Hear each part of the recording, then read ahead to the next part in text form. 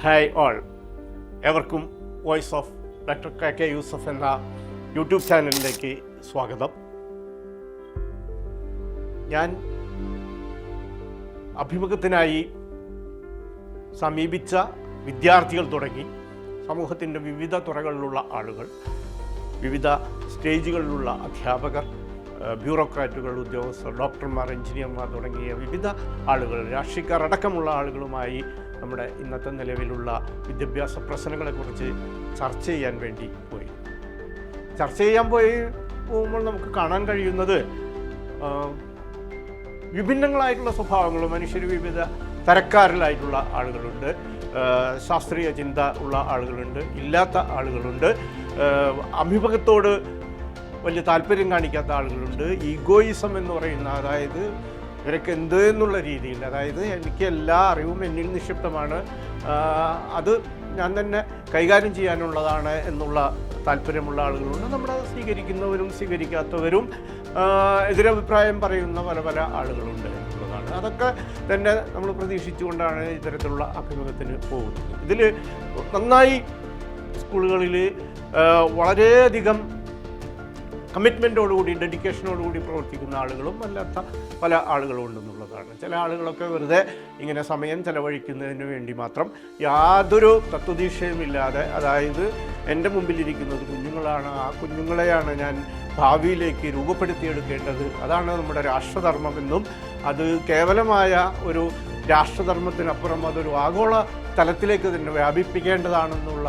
ഒരു ചിന്ത പോലുമില്ലാതെ പണ്ട് കിട്ടിയ ചില കാര്യങ്ങൾ അങ്ങനെ തന്നെ കുട്ടികൾക്ക് പറഞ്ഞു കൊടുത്ത് അവരെ ഒരു തരത്തിലുള്ള ഭാവനയും തൊട്ടു തീണ്ടാത്ത ചിന്തയും തൊട്ടു തീണ്ടാത്ത വിദ്യാർത്ഥികളാക്കി മാറ്റുന്ന പല ആളുകളും നമുക്ക് കാണാൻ സാധിക്കുന്നു. എന്നാൽ അതിനപ്പുറത്ത് വളരെ നല്ല രീതിയിൽ കുട്ടികളിൽ കൗതുകവും ജിജ്ഞാസയും ഒക്കെ ഉണ്ടാക്കുന്ന സ്വഭാവവും ഉണ്ടെന്നുള്ളതാണ്.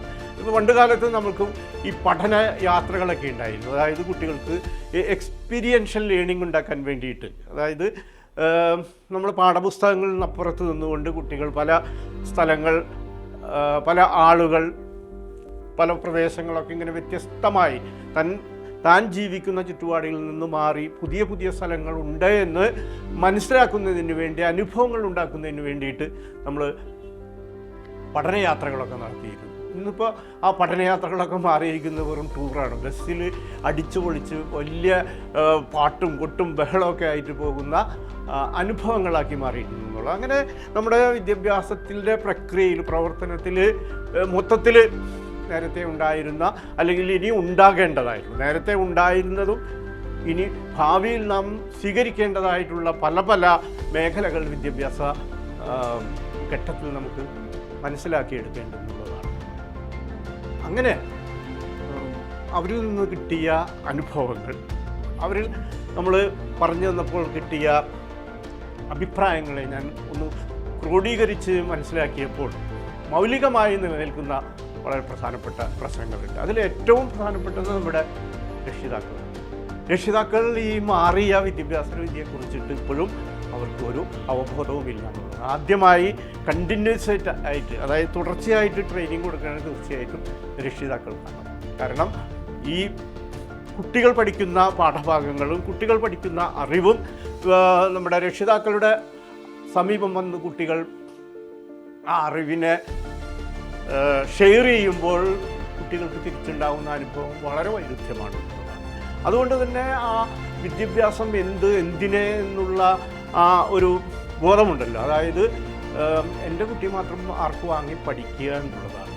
അതായത് അവന് ഏറ്റവും നല്ല കോളേജിൽ അഡ്മിഷൻ കിട്ടണം, ഏറ്റവും നല്ല ജോലി കിട്ടണം, ജോലി കിട്ടിയാൽ പഠിപ്പ് കഴിയും.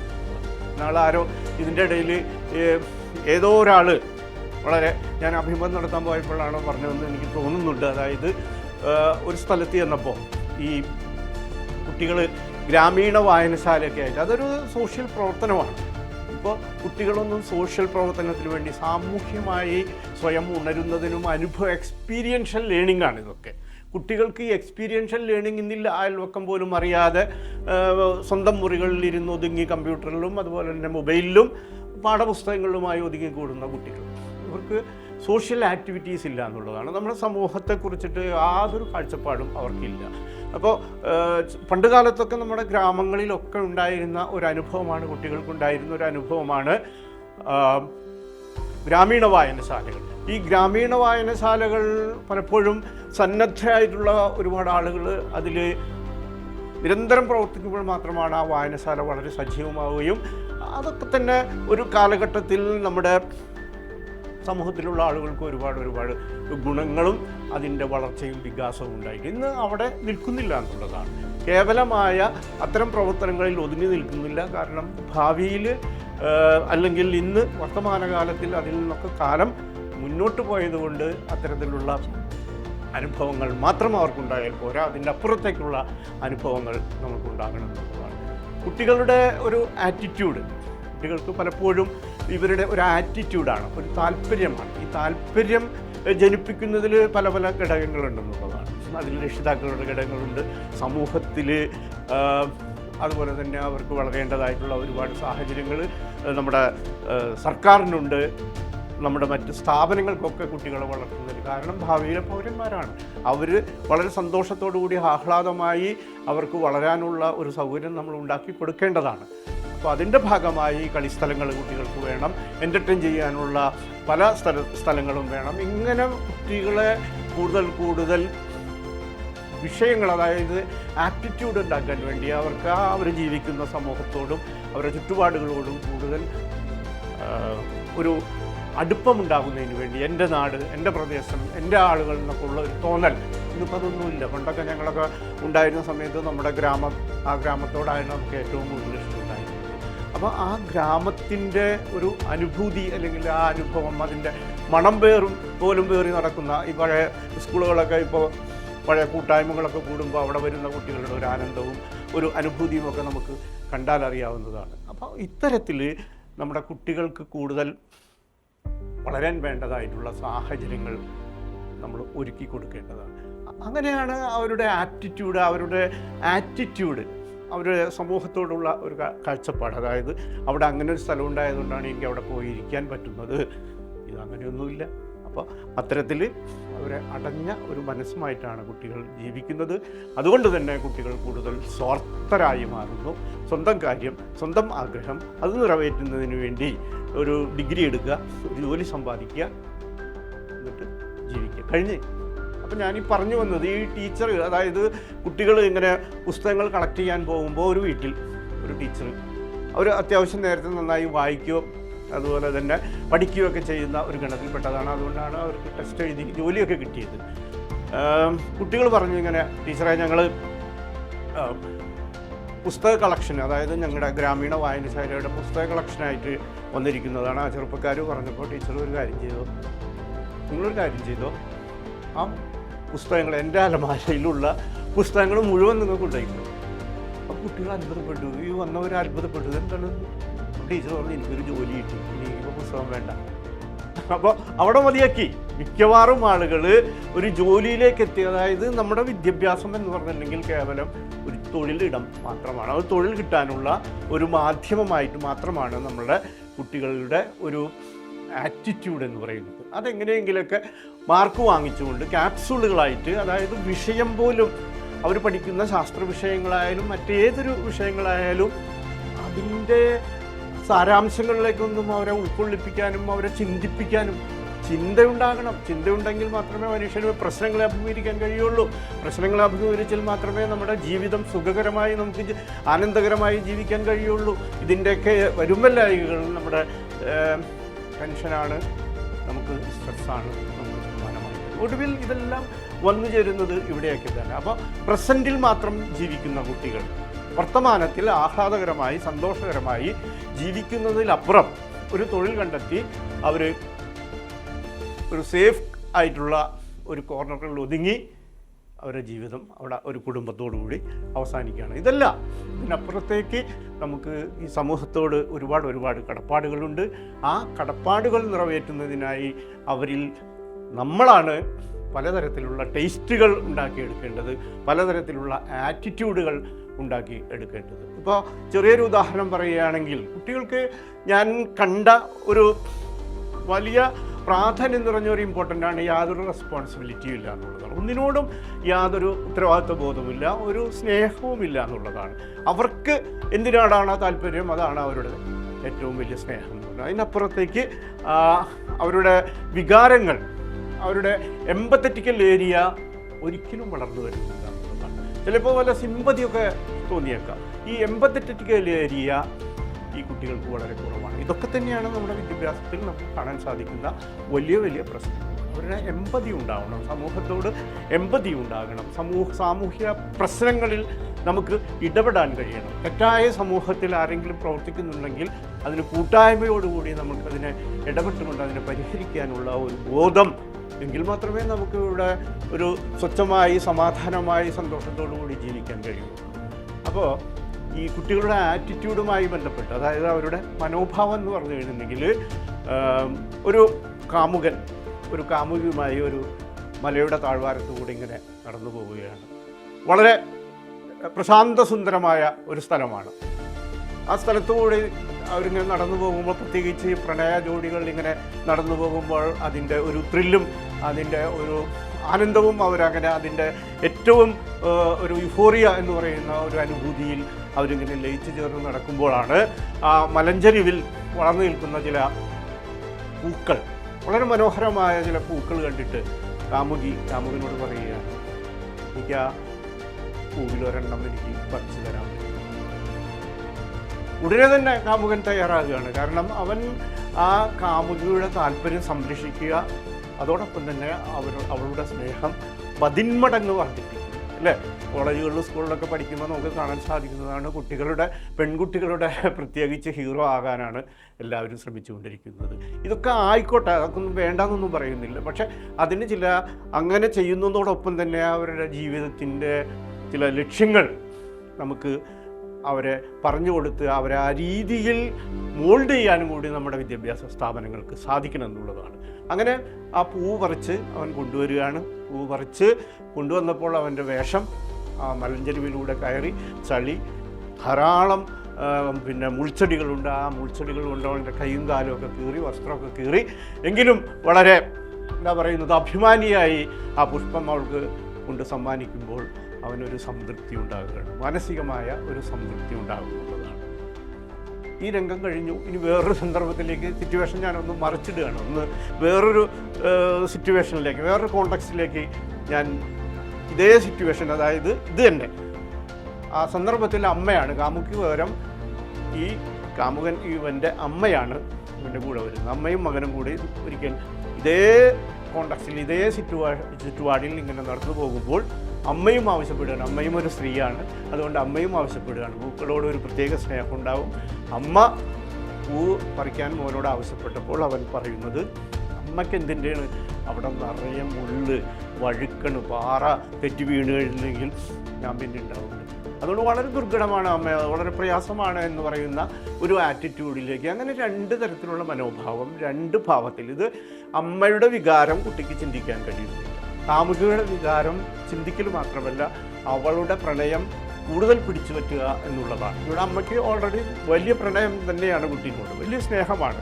പക്ഷെ അത് കുട്ടിക്ക് മനസ്സിലാകാതിരിക്കുകയും ചെയ്യുന്ന അനുഭവം നമ്മുടെ ജീവിതത്തിൽ ധാരാളം ഉണ്ടായിക്കൊണ്ടിരിക്കുന്നതാണ്. അതുകൊണ്ട് ഈ അവബോധം സൃഷ്ടിക്കുന്നതിൽ നമ്മുടെ രക്ഷിതാക്കളാണ് ആദ്യം വിദ്യാഭ്യാസം നേടിയെടുക്കുക എന്ന് പറഞ്ഞിട്ടുണ്ടെങ്കിൽ സ്കൂളുകളാണ് അതിന് തയ്യാറാകേണ്ടത്. സ്കൂളുകൾ ഈ രക്ഷിതാക്കളെ വിളിച്ചുകൂട്ടി മാസത്തിൽ ഒരു പ്രാവശ്യമെങ്കിലും ഇവരെ വിളിച്ചു ചേർത്തുകൊണ്ട് വളരെ ആധുനികമായ ശാസ്ത്രം അല്ലെങ്കിൽ ശാസ്ത്രീയ ബോധം, നമ്മുടെ ലോകത്തിലുണ്ടാകുന്ന മാറ്റങ്ങൾ, നമ്മുടെ കുട്ടികളുടെ മാനസികമായ മാറ്റങ്ങൾ, അവരിലുണ്ടാക്കുന്ന പിരിമുറുക്കങ്ങൾ, അവരോട് നാം എങ്ങനെയൊക്കെയാണ് പെരുമാറേണ്ടത്, അവരെ എങ്ങനെയാണ് പഠിപ്പിക്കേണ്ടത്, എന്തെല്ലാം കാര്യങ്ങളാണ് നിങ്ങൾ അവർക്ക് പറഞ്ഞു കൊടുക്കേണ്ടത്, ചെയ്തു കൊടുക്കേണ്ടത്, കേവലം കുറേ പൈസയും ഡ്രസ്സും ഭക്ഷണത്തിൻ്റെ അപ്പുറമായി കുട്ടികളുടെ മാനസികമായ വികാസത്തിന് വേണ്ടി രക്ഷിതാക്കൾക്ക് എന്തെല്ലാം കാര്യങ്ങൾ ചെയ്യാൻ കഴിയും, ഇതെല്ലാമാണ്. അതിന് ഞാൻ പ്രത്യേകം ഒരു പാക്കേജാണ് അതിനുവേണ്ടി ഞാൻ തയ്യാറാക്കിയിരിക്കുന്നത്. ആ പാക്കേജിൽ ഉൾപ്പെട്ടിരിക്കുന്നത് രക്ഷിതാക്കൾക്ക് കൂടുതൽ പ്രാധാന്യം ഞാൻ കൊടുത്തിട്ടുണ്ട്.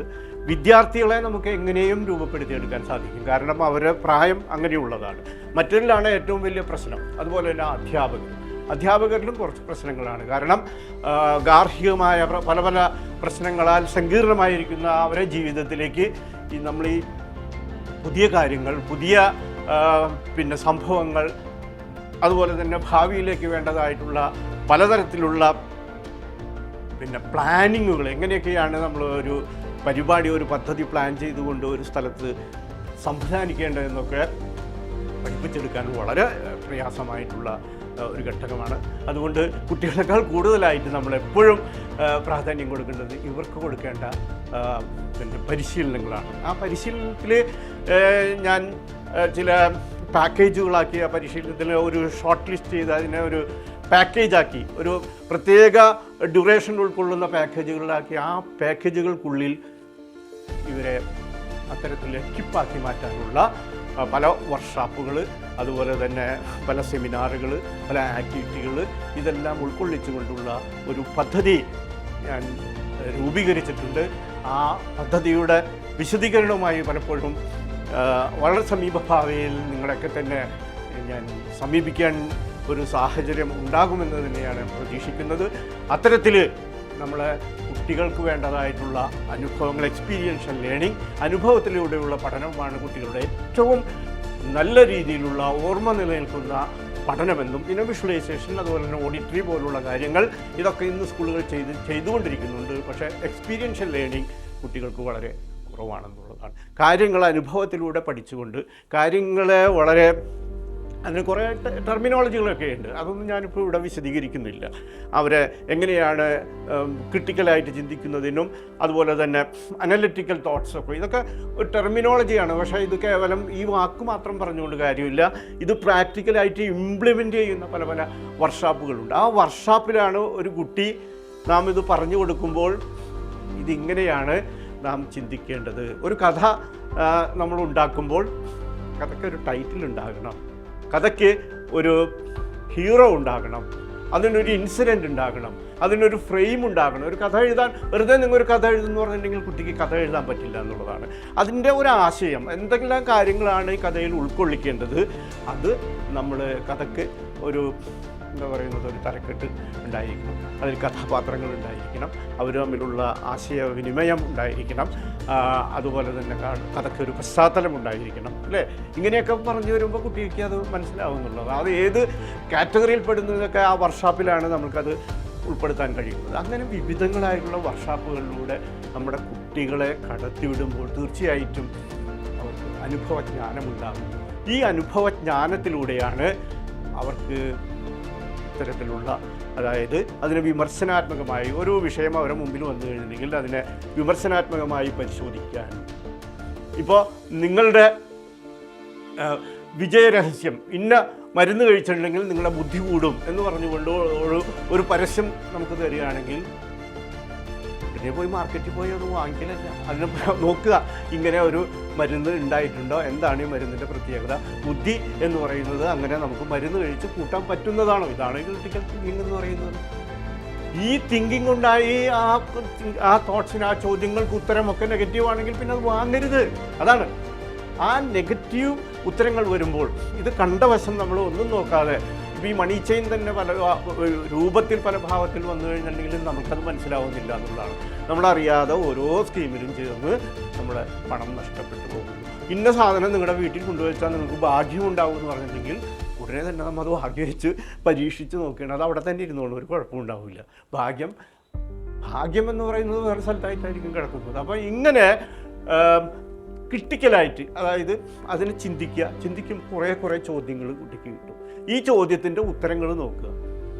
ഈ ചോദ്യത്തിൻ്റെ ഉത്തരങ്ങളൊക്കെ നെഗറ്റീവായിട്ട് വരും. ഇത് തന്നെയാണ് ഇങ്ങനെയാണ് അതിനെ നമ്മൾ വേണ്ടാന്ന് വെക്കുന്നത്. മറിച്ച് ഉത്തരം പോസിറ്റീവ് ആണെങ്കിൽ നമുക്കത് ചെയ്യാൻ സാധിക്കുന്നതാണ്. ഇങ്ങനെയാണ് ഒരു പ്രോബ്ലം സോൾവ് ചെയ്യുന്നത്. ഒരു പ്രോബ്ലം ഉണ്ടാകുമ്പോൾ ആദ്യം തന്നെ അതിനെ അനലൈസ് ചെയ്യുക, അതിനൊരു ക്രിട്ടിക്കൽ തിങ്കിങ് ഉണ്ടാകുക, അതിനെ പ്രോബ്ലം സോൾവ് ചെയ്യുക. ആ പ്രോബ്ലം സോൾവ് ചെയ്യുമ്പോൾ നമുക്ക് സമാധാനമായിട്ട് അതിനൊരു പരിഹാരമുണ്ടാകും എന്നുള്ളതാണ്. അപ്പോൾ ഈ പ്രൊജക്റ്റ് നമ്മുടെ കുട്ടികൾക്ക് ഒരു നിശ്ചിത പീരീഡ് കൊണ്ട് നമ്മളത് ചെയ്തു കഴിഞ്ഞിട്ടുണ്ടെങ്കിൽ തീർച്ചയായിട്ടും അത്തരത്തിലുള്ള വലിയ പ്രോത്സാഹനങ്ങൾ നമ്മുടെ കുട്ടികൾ പിന്നെ അവരുടെ ക്വിക്ക് ടെമ്പർ ഇപ്പോഴത്തെ കുട്ടികൾക്കൊക്കെ ഉള്ളതാണ്. വളരെ പെട്ടെന്ന് പ്രതികരിക്കുകയും അതിന് പെട്ടെന്ന് റിസൾട്ട് ഉണ്ടാക്കുകയും ചെയ്യും. അത് നെഗറ്റീവോ പോസിറ്റീവോ എന്നുള്ളതുള്ളതല്ല. അത് നമുക്കതുകൊണ്ട് എന്താണ് നേട്ടമുണ്ടാകുന്നത്? ഇപ്പോൾ ചില ആത്മഹത്യ ചെയ്യാൻ പോകുന്ന കുട്ടികൾ, വളരെയധികം കുട്ടികളുടെ ആത്മഹത്യ, 12 വയസ്സ് 8 വയസ്സുള്ള കുട്ടികൾക്ക് ആത്മഹത്യ ചെയ്യുന്നുണ്ട്. ഈ കുട്ടികൾ അവരുടെ പ്രശ്നങ്ങൾ മറ്റൊരാളായിട്ട് ഷെയർ ചെയ്യാൻ അവർക്കറിയില്ല, അത് പഠിച്ചിട്ടില്ല. അത് ഷെയർ ചെയ്യുമ്പോഴാണ് ഇത്രേ ഉള്ളൂ പ്രശ്നം, വേറൊരു പ്രശ്നം ഇങ്ങനെയാണ് നമ്മൾ പരിഹരിക്കേണ്ടത്. അങ്ങനെ ഒരു പ്രശ്നം ഉണ്ടായിക്കഴിഞ്ഞിട്ടുണ്ടെങ്കിൽ അവൻ്റെ ഫ്രണ്ടോ അവൻ്റെ അച്ഛനോ അമ്മയോ അല്ലെങ്കിൽ മറ്റ് അധ്യാപകരോ ഒക്കെ ആയിട്ട് നമ്മളത് ഷെയർ ചെയ്ത് കഴിയുമ്പോൾ, പ്രശ്നങ്ങൾ ഉണ്ടാകുമ്പോൾ നമ്മൾ ആ പ്രശ്നത്തിൻ്റെ ഉള്ളിലാണ്. അതാണ് അതിൻ്റെ രസം. ഒരു പ്രശ്നം ഉണ്ടായിക്കഴിഞ്ഞിട്ടുണ്ടെങ്കിൽ നമ്മൾ പ്രശ്നത്തിൻ്റെ ഉള്ളിലാണ്. പിന്നെ നമുക്ക് അതിനെങ്ങനെ പരിഹാരം കാണാൻ കഴിയും? ആ പ്രശ്നത്തെ മാറി നിന്നുകൊണ്ട് നോക്കുന്ന വേറൊരാളുണ്ടാവും. അയാൾക്കാണ് ഈ പ്രശ്നം ഇത് ഇത്രേ ഉള്ളൂ, ഈ പ്രശ്നം ഇത്രയേ ഉള്ളൂ, ഇത്ര വലിയ കാര്യമൊന്നുമില്ല എന്നത് മനസ്സിലാക്കാൻ അതിന് പുറത്ത് നിൽക്കുന്ന ഒരാൾക്ക് കഴിയും. അപ്പോൾ നമ്മൾ വളരെ ക്വിക്ക് ടെമ്പറായിട്ട് കുട്ടികളൊക്കെ തന്നെ ഇത്തരത്തിലുള്ള പ്രവണതകൾ കുട്ടികളിലുണ്ട്. അച്ഛനമ്മമാർക്കും കുട്ടികളെ പേടിയാണ് യഥാർത്ഥത്തിൽ. കാരണം 1 or 2 ഉള്ള കുട്ടികൾ ഇത്തരത്തിലുള്ള വലിയ അപകടങ്ങൾ കാണിച്ചാൽ അവരുടെ ജീവിതം വഴിയാധാരമായി. അപ്പോൾ ഇത്തരത്തിൽ ഭയന്നുകൊണ്ട് ഉത്കണ്ഠ കൊണ്ടൊക്കെ ജീവിക്കുന്ന രക്ഷിതാക്കൾ തീർച്ചയായിട്ടും അത്തരത്തിലുള്ള ക്ലാസ്സുകൾ അറ്റൻഡ് ചെയ്യണം.